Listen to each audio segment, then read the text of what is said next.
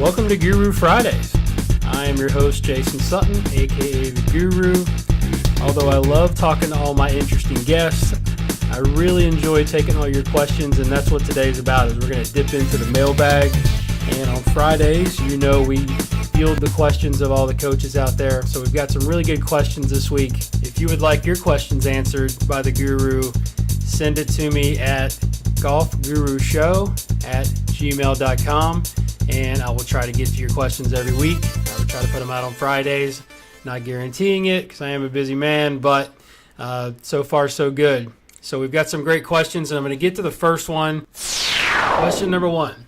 In the past few weeks, I've been interested in differences between teaching an athlete and a non-athlete, especially as a beginner. I am curious as to your thoughts on what cues and techniques you use to teach those who understand how their body moves in comparison to those who do not have the coordination and motor pattern control that those that have athletic backgrounds tend to have. I really been enjoying the podcast so far. Great info and mentoring. And this question comes from Uncoordinated Carl. So, Uncoordinated Carl, thank you for the question. And this really brings me back to really when I was a young coach and just starting at the Dana Rader Golf School, and started to do a lot of lessons. And a lot of beginners are going to walk onto your lesson tee, and you got to really provide them with an environment that is going to be safe. One that's going to be enjoyable for that individual, because typically they're nervous, right? So they are getting ready to embark on a skill that they're not very good at. And whether they're athletic or not, I think I don't treat individuals any differently at the beginning, and you'll sort of figure out, obviously, as you start to teach them which player is going to be a little bit more in the athletic category and which is not. But I don't think you treat them any differently. Just the athletic person's possibly going to get it a little quicker, but doesn't mean that you can't help this individual. And I'm going to give you a couple of ideas of sort of how I go through a beginning lesson. So, even though a lot of people think that I just teach better players now, that's not true. I do teach a lot of beginners, and I think it's great training. And I talk to this point about to my staff all the time is beginning golfers will make you a better teacher faster than teaching better players, I think, at the beginning, because they're going to take things very literal. You're going to have to use your communication skills very detailed and very sort of simplified in order to get them to do what you want them to do, which is going to be, very, very difficult for this, being that's their first time to pick up a club. So the first thing I do with the beginner is I basically show them how the club is built. So I'll go through the club head, the different parts of the club, show them the club face, show them that, basically it's like a foot, talk about the language, because you want to make sure that they understand the language that you're going to use when you start to teach them. So I'll show them that the end of the club is the toe, the back of the club is the heel, and then the bottom edge is the leading edge. And then show them where the hosel is and the shaft and then the grip. And then just, display the club to them and show them this is how the club is supposed to work, right? It sets on a tilted angle, and the grip and the shaft is slightly ahead of the club face. And that will sort of lead you into helping them to understand how the ball gets into the air. So one of the things that's really helped me through my career with beginners is what I call, starting, with the hands and arms and working backwards. So it's much different than teaching a more accomplished player that, like you said, with an athletic awareness of how the body moves, is I'll start with the hands and arms and really help them to understand, once I get their hands on the club, and like I said, don't be so detailed with the grip. I mean, just get the club in the fingers, get them a relatively neutral grip, but they don't have to have a perfect grip or a perfect stance or a perfect posture right away. The big thing is they want to get the ball going forward and get the ball in the air. And that's the other thing, is just setting their expectation level, I think, at the beginning of the lesson is super important, because they don't know. They might think they're supposed to pick it up and start flushing it, And if you can agree on a goal or an expectation of like, all right, we just want to get this ball in the air, we just want to get it going forward, it doesn't even matter that it goes straight. They're going to be on the same page with you, which I think is important. That way they're not let down if they hit some bad shots, what they're going to do. And just explain to them golf's not easy, right? So it's a difficult game, but it's supposed to be fun and we're going to have fun. So I sort of start with the hands and arms first, and then start with what I'd call a building block approach. So once I get a reasonable grip, get them standing to the golf ball, I'll tend to tee it up at first. And I might even start without a ball. Like I'll start with just a tee in the ground and just have them make some small swings, and I'll move them around a little bit where I'll basically go sort of an L to L type of situation where I'll swing them back. And I just said, all right, all I want you to do is just swing your left arm across your chest, make the club head move above your hands, and don't get too detailed about wrist hinge or wrist cock or anything like that. And so then we're going to lower the club back to the ground, explain to them that the club has to strike the ground in order for the ball to get in the air, and then move them forward into the follow through and have them sort of mirror the backswing, which would be like another rehinge or another L position. So I want to basically get them understanding that I will point out specifically that the back of the left hand is basically a mirror image of the club face. I think that's huge, that's sort of the steering wheel of your golf swing, and how that left wrist and that the back of that left hand and the knuckles move is really going to help you to understand how to get the ball in the air and how to control the club face. And then I will move back into, swinging the arms, and then the body will basically follow the arm swing. So it's a much different golf lesson than you're going to give to an accomplished player, where it might be more body oriented. But I definitely go hands, arms first, sort of the tail wags the dog theory, and move backwards. So I'll have them. I won't let them make swings where they get it above their waist for a good amount of time until they start demonstrating that they can actually hit the ground and get a few golf balls into the air.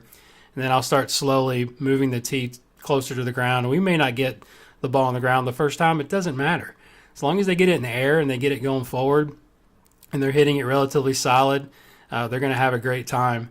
But don't get caught up into trying to get them to move their body a certain way. That's something that I learned a long time ago is, start talking about body parts and feels and shoulders and torso with a beginning player, you're going to have a train wreck of a golf lesson.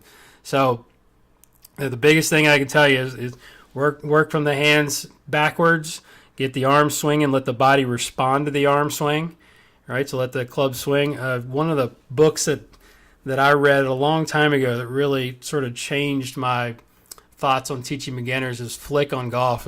Jim Flick was a legend teacher. Rest in peace, Mr. Flick. But that helped me a ton. And if you can get a copy of that, it's really a great way to explain to a beginner sort of how the club moves, how the hands and arms move, and then how the body responds to the swinging of the tool rather than the body moving the arms and the hands. So hopefully that helps. Great question. I think that's something that young coaches out there need to get really good at. It's something that when my interns come and do internships with me, I always have them give lessons to beginners because I think it's just really going to make you a better teacher. So great question by Uncoordinated Carl. Question number 2. In your episode 1 where you and James talked about stack and tilt, we're talking about James Rudyard, talked about stack and tilt briefly and how you mentioned not to knock anything until you fully understood the concept. I was just wondering if you could touch on a couple of things that you have taken from stack and tilt or the concepts you believe to be useful in the stack and tilt system. Also, how do you apply them in your teaching? Thanks again. Love the show. Look forward to hearing back. Great question from Rumpelstiltskin. You can get that joke. Couldn't find any better name than that, but I thought that was pretty catchy. So this is a great question because, we get back into, things that we start to learn, new concepts. And, I think I'm going to try to do this question justice because there's so much to this. And I think it's very interesting, but it could be helpful for a lot of you out there. when Stack and Tilt first came out, I remember before I even knew what it was about, and I will preface this that I have watched Andy and Mike teach a lot via video, and I've seen them speak at conferences, and I've spent a little bit of time with them. I would love to spend more time with them live, but I have seen them and I've heard them talk about sort of how the book was developed, and also the original article. I think it was Golf Digest. Correct me if I'm wrong there. I think it was Golf Digest when the first article and the pictures came out, and I think they made, it was like Aaron Baddeley, I believe, and they made the pictures, and I think even Mike and Andy said this, is they made the pictures a little bit too exaggerated, so the upper body was really leaning left, and I think that's what really caused a lot of the stir initially, and even for me, I was just like, oh wow, that doesn't look good. And again, before I even read the book, started doing some homework, started doing some research on it, and I was really jumping the gun of sort of not bashing it, but just like going, oh, that's crazy, that that can't work. But when you saw the guys live that they were teaching, I'll tell you what, those guys could stripe it, and they were some of the best ball strikers on tour, like Charlie Wee, and some of these guys out there that they could really hit it. So, try not to get off tangent here, but after I, like I said, watched the videos, I subscribed to all the videos, and I've got some other videos that a friend of mine that we won't name gave me that showed them teaching and teaching groups and teaching pros and all levels of players, and then also doing some sort of seminars. It really opened my eyes to how great the information was and how smart Mike and Andy are. And they probably don't even know me, but they really affected the way I started looking at the golf swing, and it helped me to develop my framework now, which I call the mastermind skills, which you guys have, for those of you who have followed my work, know some of that. So number one in the mastermind skills is low point control, which I got directly from Mike and Andy. And one of the fundamentals of Stack and Tilt is good players have the ability to hit the ground in the right place more of the time than poor players. Basically, they have the opportunity to control the bottom of the arc or control the bottom of the circle better than the average golfers, which I think is super important, and be hard to debate that that's not important. So that was number one. And then mastermind skill number two, which it's definitely a preference. Okay, I wouldn't say that I teach everybody this, but it's what I call centered pivot. So Stack and Tilt helped me to understand the reason why I saw players hitting behind the golf ball, hanging back on their backside and spinning and slicing because of their head moving too much to the right, or they're getting stuck on their backside. So what I learned from Stack and Tilt was basically how to get somebody to have a steady head, which is, now I understand that there has to be some left tilt. The rotation of the shoulders has to be a little steeper than most people thought. The right leg can extend in the backswing, right, which creates a little bit more hip tilt in the backswing, which I think is super important. These are all things that I teach on a daily basis now, and have probably become, standard issue out there now for most coaches that know what they're doing. Is, if you're trying to keep your right leg flexed in the backswing, then your hip turn is going to be limited. Unless you're super hyper mobile, then it's going to be very difficult to get the club deep enough in the backswing. A lot of things, and you're going to hit it really short. So that was a couple things that really helped me to understand that there has to be left tilt, there has to be rotation, there has to be extension in the right side of the body in order for you to keep your head relatively steady. I'm not saying everybody keeps their head still. Don't go crazy out there and start tweeting that I try to keep everybody's head still. It's not the case. But when you got a guy that's staying in forward bend or forward flexion too long, and they're turning their shoulders really flat, and they're trying to keep their right leg flexed, and their head moves 2 feet off the ball, and they're hitting straight behind it and slicing it, then what are you going to try to fix, right? So there's got to be a framework to fix the pivot And I think that was a huge eye opener for me. And then understanding that, the sequence of the downswing, there has to be some lateral motion, getting the weight forward, getting the handle forward. So, what I liked about what Mike and Andy did with Stack and Tilt was they helped people classify different parts and different pieces of the swing to help them hit different types of shots. And if you guys have ever seen, their demonstrations where Mike hits all the shots, all the ball flights, I mean, it's pretty incredible. The guy can really strike it. But what are we trying to do out there as coaches? Most of the time we're trying to fix slices with average golfers, right? So there's not a better pattern than what the Stack and Tilt was doing, which was sort of hands in, lead arm in, weight forward, to get somebody to hit draws. Okay, and that's what really, really helped me to sort of say, all right, I can help my players control the bottom of the circle if they don't move off the ball too much. I can help my players by adding a little bit of lateral shift in the downswing, which most people are trying to turn their hips, and if they're too far on their backside, they're going to cut across the golf ball. So it helped me to get more rightward paths, and then helping them to understand that, a little more of a forward-leaning handle, which is going to be more of a rightward piece. So all these things were basically beneficial to me as I started teaching people and really helping them improve their ball flight. And then just simple stuff that we already knew, which was, the path-face relationship and D-plane, all was coming about when the Stack and Tilt book came out, and when Mike and Andy were really, really kind of gaining traction in their groups. So I think it's fantastic. I think, it's not talked about as much nowadays, but I think you can always learn something from everybody, and that's why I've tried to read everybody's book and try to understand everybody's philosophy, and then take bits and pieces that I think are going to be beneficial for my teaching. So great question. I hope that sort of clears it up. Like I said, applying them to my teaching, I don't think I can apply them any more than, I use those pieces on the daily. So great stuff from Rumpelstiltskin. So hope the tilts and stuff help. Super important. All right, question number 3.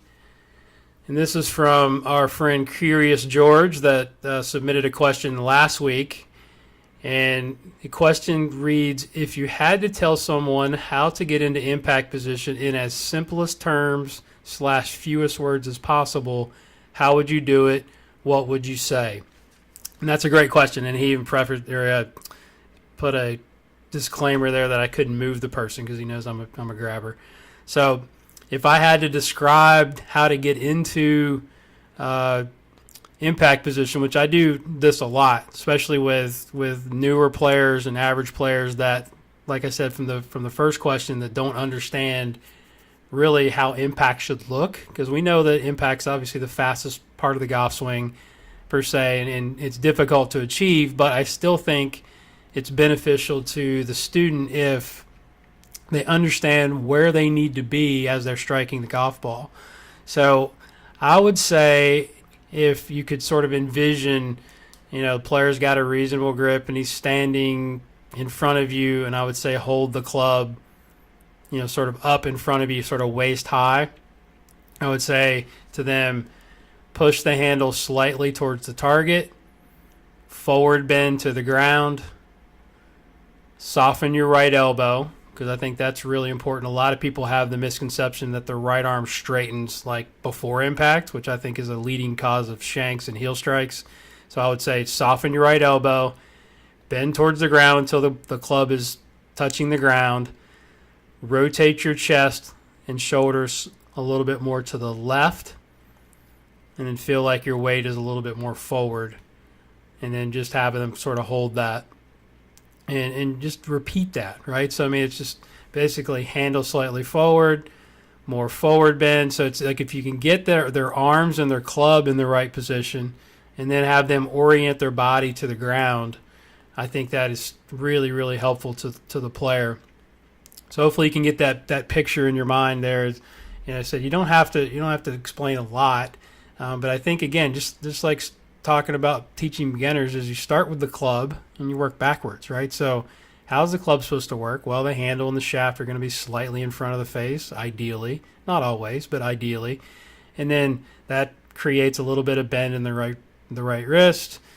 The right elbow is going to be soft. And then if you keep the right elbow soft, then they have to bend towards the ground a little bit more in order to get the club into the ground. And then you just rotate them open slightly to the left, and then you have what we would call a pretty reasonable impact condition. So, great question by Curious George. Hope that helps. Thanks so much for all the great questions. This is #Guru Friday. So if you want to tweet me, if you want to send it to me in the email, so your identity is concealed, just send it to me at golfgurushow@gmail.com, and I will get to your questions as soon as I can. Hopefully you find this helpful. Thanks so much for supporting the podcast. I'm getting crazy numbers with the downloads, which is really, really fun to see. And I promise the audio is going to improve. I'm starting to learn a little bit more about this deal. I've got some new equipment coming down. I've got some really, really interesting interviews lined up for you guys. I'm not going to share who it is, but a lot of my friends that I've had the good fortune of learning from and talking to and spending time with, you guys are going to get to hear their story and to start learning from them. And I've got some really new ones here, not outside the golf business, but some non-teaching professionals that I think you're going to really enjoy coming down the pipe here. So leave me a review, leave me some comments, tweet me, at Golf Guru TV, Instagram at Golf Guru TV. You can follow me on Snapchat at Golf Guru 1. And as I always say, study, practice, teach, and then pass it on. Thanks for listening. I'll talk to you soon.